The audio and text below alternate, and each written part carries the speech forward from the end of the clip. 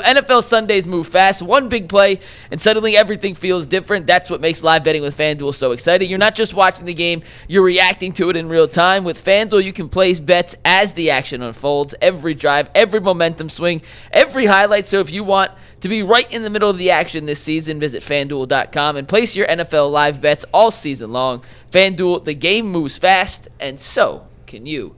G, you alluded to this earlier, but we had to talk about Kevin Stefanski. He decided to go for two the first time. It did not work. It was a botched snap and a fumble. On the second two-point conversion play, it was a wild dog potential reverse, and maybe Quinshon Judkins forgot the play. Whatever it was, it did not work. It resulted in the running back, throwing the ball across the field 15 yards behind the line of scrimmage. So, G, I'll ask you this question first, and then, Bull, I want to hear your rebuttal. Do you believe Kevin Stefanski cost the Browns the game yesterday, G, by his decisions late in the fourth quarter? Man, yeah, what are you talking about? Like, look, I get the debate, and guess what? I've talked to a bunch of people, some analytics guys, people that love analytics, and when I sat on the phone and texted with them for 2 hours, way more than I should have probably texted, talking about the difference between why you go for two to start with that play if you're down 14. And we went round and round in circles. And I will agree with one thing. We ain't going to see eye to eye on it. Either you and that over there or you over here. Yep. Like, because it's like speaking Mandarin Chinese to each other, because I'm just like, bro, give yourself a chance to go to overtime. And they like, no, listen, if you're aggressive, we want to stand on the side of aggressiveness. That being aside, right? I'll let Jay and Bull argue about that. I know they got that's too cook. Jason, you can moderate that one. But the problem I got is this. This is malpractice, man. You know, last week I was upset about the 49ers game, and I was mad that Kevin Stefanski did not call a timeout when they were running the play inside their own 20 in bad weather, and they chose to run a tight end sneak. They fumbled the football when guys are running in and out of the game. And you turn the football over in a one possession, 2-point game that you're trying to fight to win, and you that right there, that puts you in a position where they're automatically going to score. You follow that up this week. Shedeur Sanders has led you down the field twice. He led you down the field. He put the ball on the money. The team is vibing. Everybody is excited. The Browns got the momentum. And you take your quarterback out.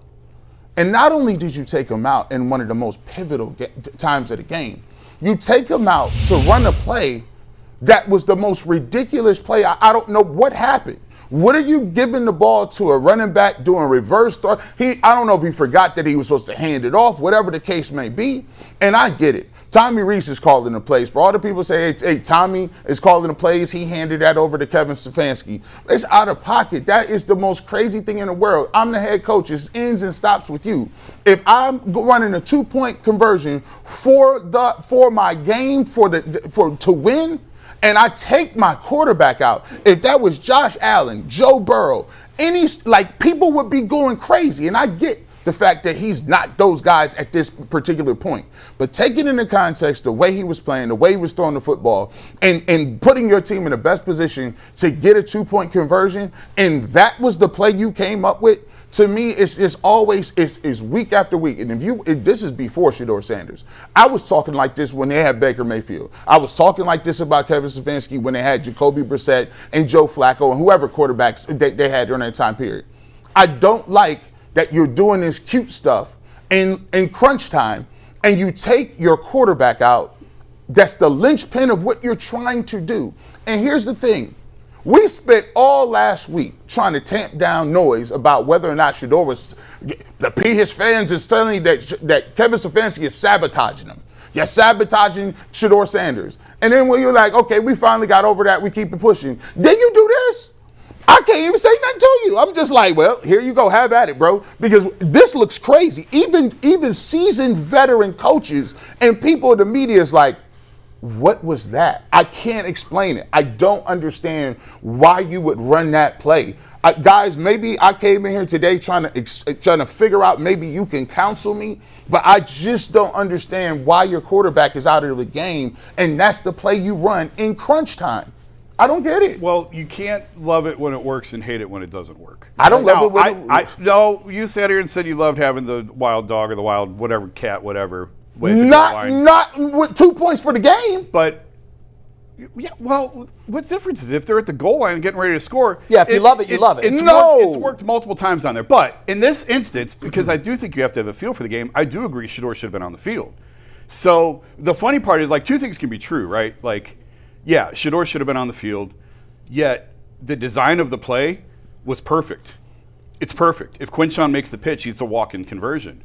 But a rookie made a rookie mistake because when you're counting on rookies are going to make rookie mistakes. And Quinshon just forgot to play and didn't make. I think just from I wasn't in the locker room. That's what it looked like. Yeah, I was 22.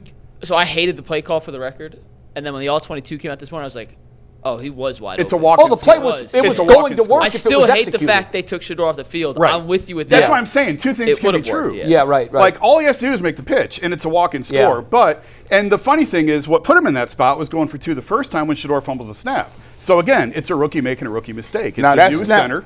Was it a bad? You couldn't really see on TV if he fumbled it or was a bad snap. Center. Listen, here's what I'm gonna say. The center snap. The situation now, mind you, is Luke Whippler. It is snowing. It is a backup center. Coaches was out of the game.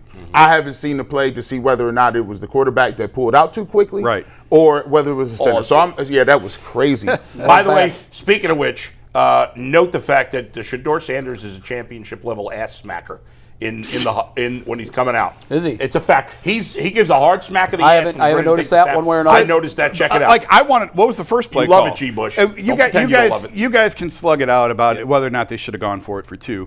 But I'm interested in knowing what was the play call. We never saw the play. No, we don't know. Fumbled the snap. We have no Because idea. if they convert that, it's a completely different conversation. It is. To me, it's silly to argue it because everybody, as G said, has already picked their camp about whether you go for 2 You either or think not. it's a good You know play what's or you funny? don't. Okay. I'm with you. Yeah. 99.9% of the time. In this instance, because G, you know this. When you're at the goal line, it's all on the offensive line. Everything. It is such a condensed area. Right. You got a 12-yard That's why Philly's so good at that. It is all red zone, but especially at the goal line. And when you look at what the Browns were dealing with, their tackles have been atrocious all year long. You've got a new right guard for the first time yesterday. Now your center's out. So for that, I do think you at least have to pause and reconsider, is this the right time? Because normally, down 14, you score, you're down 8, go for 2, period. Most teams do it It's like blackjack. You split 8s. It doesn't matter what's on the other side, you split 8s. And I'm with that 99% of the time. Yesterday's the one time where it's like, man, I don't know. What changed everything is when they moved the extra point back. That's when teams started going for 2. Right. Because extra points are no longer a sure thing anymore. Right. Like that's Still a high percentage, but not a guarantee. Not a guarantee. Yeah. So 9 times out of 10, 9.5 times out of 10, I'm in the go for 2 camp. Yeah. Yesterday, just because of what they were dealing with up front, they very clearly do not have confidence in running the ball at the goal line. They don't have confidence in this run game. That's why they keep going to the Wildcat. Right. Because they don't. Even if Shedeur's on the field, if all he's going to do is turn around and hand it off, you might as well have the extra blocker out there. I like context. If I'm a coach or a player, I want my best player to have the rock. Yep. And yesterday, it was unequivocal. The best player the Cleveland Browns had was Shedeur Sanders. He got you in the goal line. There was times where it wasn't available. He scrambled and got in. He made great decisions on the goal line. He put the ball in on the money and 2 times in the back of in the corner of the end zone. So for me, I'm gonna roll with who brought me to the dance. At that point, I'm gonna put the ball in his hands. He got a run pass option. Now play action to Quinshon, throw it to Fannin in the end zone. By the way, I throw to me in 2-point conversions. I'm going to throw the ball almost every time, unless my running game is dominating. I'm going to usually throw the ball there because it's like it's like 3 yards basically, especially where you're coming from. If you hand off, the running back's got to get 3 yards. That's not easy to do. So, but here's the thing: like I go into all these decisions, the numbers say like you should go for 2 in that situation. You have a better chance to win the game. Now, so my default, if I were a coach, would be to go for it in that situation. Now, I think once you get past the numbers, then you use the feel for the situation. Where are we? What's and our I get what you're personnel? saying about the situation. There was a little part of me that also thought, and I said it on my podcast last night, it's like, I understand why the anti-going for 2 people in this case were a little worked up. I think it's silly to just come out and say kick the extra point. That's silly. Right, yes. The numbers do bear out. Not anymore. Yeah, they do. No, they the don't. numbers bear out. No, they the don't. percentages bear out. If you go for 2 and you're down, What do you 8, mean? What does that even mean? Not anymore. Well, the numbers used to bear it out. Yeah. if statistics aren't updated, Right. statistics are useless. In fact, not only are they useless, they work against you. Okay, so what is the update? The old database was 48% conversion rate. The current database is 41%. What do you mean the current? This season? 2024. The most recent data set we have, 2024. Yeah. The league is a breathing organism. It changes all of the time. You're saying there's only been 41% of 2-point conversions? I'm not saying that. That's the fact. Is that the case? That is the case. So Jay, I understand what you're saying from a historical context, and NBC is the biggest abuser of this of all. They're constantly showing, and ESPN does this a lot too. Well, the analytics say go. The people I know that are truly analytical, and I mean not the NFL analytic crowd. I'm talking about the true statisticians, the people that crunch numbers for insurance companies, for instance, where it's life or death and money is made and lost on those numbers, actuaries. Those people will tell you that updated data sets are imperative to the information before you make a decision. And here's another reason why that logic is flawed. That logic is flawed because it doesn't take into account field conditions, defense that you're playing against, how your team does in those situations. But nobody's not factoring into these decisions. But Bull, you're assuming that you're assuming the book is on league averages. Everybody, you think everybody follows the same book? No, but Bull, what I'm saying is when we talk about these things and we say, well, the numbers say you got to go for it. Right. The old numbers said that it's a statistically okay play to go for it. And by the way, at 48%, you're still chasing points. That means you're getting it less than 1 in every 2. You're trying to avoid overtime one. I'm not. The game there. See, I'm not. And that's my thought. My premise is you go at this and you're trying. I don't understand why people started trying to avoid overtime. I don't either. That's my thinking. Like, do you not have faith in your team that you have the momentum? You go in overtime. Let's get it done. That is the foundation for my decision on all of this, and I'm glad you went there because I know that there used to be this idea. Oh, you don't want to go to overtime. Here's why I do want to go to overtime. If I currently sit 14 points in the rears, for me to get to overtime means I have to have 2 touchdown drives and my defense has to come up with 2 stops, which means your team is playing well defensively and your team is playing well offensively. Get me to overtime, please. I want overtime. You know what I feel like as fans we were robbed of something yesterday.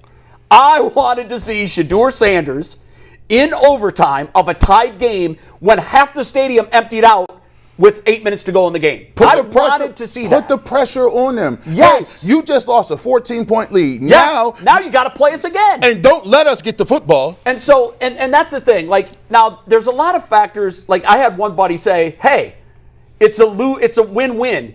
If you don't get it and you get the loss, you help your overall greater cause with the draft. And I don't know that went into the thinking or not yesterday. I would hope it didn't. Not going to the thing. I would hope it didn't. But my silver lining was not getting to overtime we had a positive result in the draft column.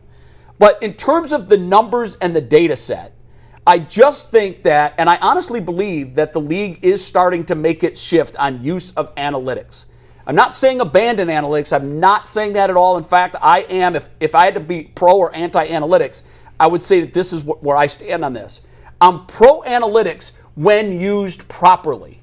And I think that in general, a lot of these decisions are made on huge and antiquated data sets. Last night during the Sunday Night Football game, I doubt that's. Why would anybody, organizations use antiquated databases? Well, if you're going to make the argument that statistically it's a good play to go for it, right. What is the percentage this year, Mike? Do you know? I couldn't find it. For some reason, I can't find it. I couldn't either. I see individual teams. I got the Browns are 1 of 3. Yeah. Browns are 1 of 3. Yeah, the Jets lead the NFL with 5 2-point conversions this year. Out of how many tries? They're 5 of 8. So okay, that's extraordinary. The last 2 full seasons they have, Jay, you're right, 41% in 2024. It was 55% though conversion rate. Okay, so yes, but here's what I'm saying, and I think that this is so over the last 2 years, not including this year, it's about 46, 47%, which is still a bad play. No, it's not. Yes, it is. No, here's why. An extra point is not 100%. If you get if you do the math and you figure out the league's conversion rate on extra points, the fact that you have a higher percentage of getting 2 extra points than you do getting 1 2-point conversion. And that's what I'm saying. So but it's a minimal difference, whereas you have you're right. Where you have a better chance of winning by getting a 2-point conversion the first time than you do. You have no chance to win if you just kick 2 extra points. Now you're making a bet on an outcome. Okay, like you're right. Yeah. I will agree with that all day. If you convert that 2-point conversion, your chance of winning goes dramatically up. Right. What I'm saying here is, and this is a breathing thing. We're seeing it. We have more defense in the NFL this year than we've had in a long time. And I've said on this show since we started, it's been trending that way. Defenses have caught up. They have, but Is scoring down? I don't know. This is anecdotally, but Okay. when I look at a team like the Kansas City Chiefs and the Buffalo Bills, who are rolling 40s every week, and watching them last night, I watched the Chiefs game. They scored 10 points. I think defenses are better today. I think what we're missing is, as a head coach, your job is to take the pulse and temperature of your team. Yeah. And you can look at data and statistics, and other people may have different, points. Maybe they got receivers that they trust. Maybe they got 2-3 plays that they really believe in. Maybe the offensive line is running the ball great that day and they want to run it. To say that I'm going to go by the book means that you're going to But who's saying they're going to go by the book? Well, I'm just saying, most people who argue with this, they say the book says go by it because of the statistical data behind it. Right. What I'm saying is you got to take in consideration a number of things when you're making that play. You have to take in consideration the time that you guys have, the football, the quarterback, how you're playing, the weather, all of those things. But don't you think teams take that into account? If a coach doesn't take that into account, he should be fired. Well, what I'm saying is those things. And by the way, if the Browns make that 2-point conversion, here's why I'm confident that I'm right about this: is because this never gets brought up when it works. So that's never. True. Never. But it only gets brought up when it doesn't work. Which is actually more than it works. But here's the point. Last year, the year before, it wasn't. When you guys last year it went down 14%. Okay, things have been flowing. That tells me that defenses stock put market has a much bad years. greater Hold on. Yes, it does, but it also says that defenses have prioritized that play. But what we're talking about is it's a double compounded issue. You compounded the fact that, forget the fact that you went for it or whatever, didn't get it. They compounded the issue by going for 2, having a terrible play in, and keeping your best player off the field. Well, those things work against you. That's a separate argument. That is a separate It's argument. 2 different arguments. But I did not like the play. I did not like the play call. To me, if I'm trying to tie the game to set, at the end of the game, I'm not running a trick play. And even though it has worked, I'm not as high. I haven't been as high as those guys have been. But I would not have run a trick play in that situation. To Jay's point, though. I agree with you. Like, if you don't have a play that you can run and just our best against your best, that's where the Browns are right now. They don't. Well, and it feels they're not going to win that. I don't have the numbers. I should have looked this up. It feels like Kevin's going for it less on 4th down this year than he has in the past. I feel like he is too. Because of the personnel. Because I agree. He doesn't have faith in the personnel. But he has. Because the offense sucks. Yep. So that goes back to the offense didn't suck yesterday. No, it didn't. But can you get? I mean, the Niners are the Titans are one of the worst teams in the league. If you have to rely on short yardage. If you're at the 40, a playbook looks a whole lot different than if you're at the 3. If you're at the 2 or the 3, 100%. And that's why the field is condensed. That's why it goes back to the offensive line. And you have to, if they had a better offensive line, yeah, let's go. I would say I would be right with Bull. I would too. Go for the 2. No, you wouldn't. You never like going for 2. No. If I'm feeling, Jay, you're not hearing what I'm saying. I'm saying you have to look at every set of circumstances. Yes. If I'm Sirianni. And I'm but coaching Philly. You scream about this every time it comes up. Listen, because I'm talking about the Browns every time. Do I have confidence that the Browns can get 2 or 3 yards on a play? I just don't. Like with Philly, and I know that even this year, Detroit's 4th down conversion is way down. And you can look at them, they're still going to probably make the playoffs. They're not having the year that they had before, but their coach just rolls the dice. Every time he's going to roll the dice. Sometimes you win with those rolls. Right. Sometimes you lose with those rolls. I think the number one factor in making decisions as to going for it on 4th and 1 or going for 2 instead of 1, what do you have? Yeah. If you statistically have the 31st ranked offense, they're not going to convert it 41%. That's why this one is so hard for me, because of this. It really comes down to the offensive line. It's not the receivers. It's not the quarterback. It's really the offensive line. Can you get the push that you need at the goal line? Can I ask you this? And with the state of their line. Would it make a difference for you if this were a playoff game? I don't know. I don't know. You're not sure? Yeah, I don't know. Because It'd be World War VII. People would be going in crazy. a playoff situation. People would be going crazy. If he had done yesterday, and by the way, I think the way the game went yesterday, I think this is the end of the Kevin Stefanski era. I just do. I can no longer advocate for him remaining as the head coach. And that hurts me to say that because I do think he's a good coach. Isn't the play call the Tommy Rees's fault? Yeah. Yeah, well, you know what I liked, though, yesterday? Kevin Stefanski says, nope, that was my call. Well, because he's going to fall on the sword. And I like that. Yeah. I like that. A lot of other coaches said, I didn't make that call. Now I don't know why we can't find 2-point conversion numbers for this year. Kevin can't. So annoying. Well, you can, but it's a long route. What you have to do is you have to go team by team and add them up. Yeah. Kevin can veto the play call, but you got like 10 seconds. Yeah. You got like 10, 15 seconds. Yeah, he could have. And it's not like we're acting like yesterday's the first time they ran this. They've been running this all year in practice. But you just talked about circumstances. I don't like running.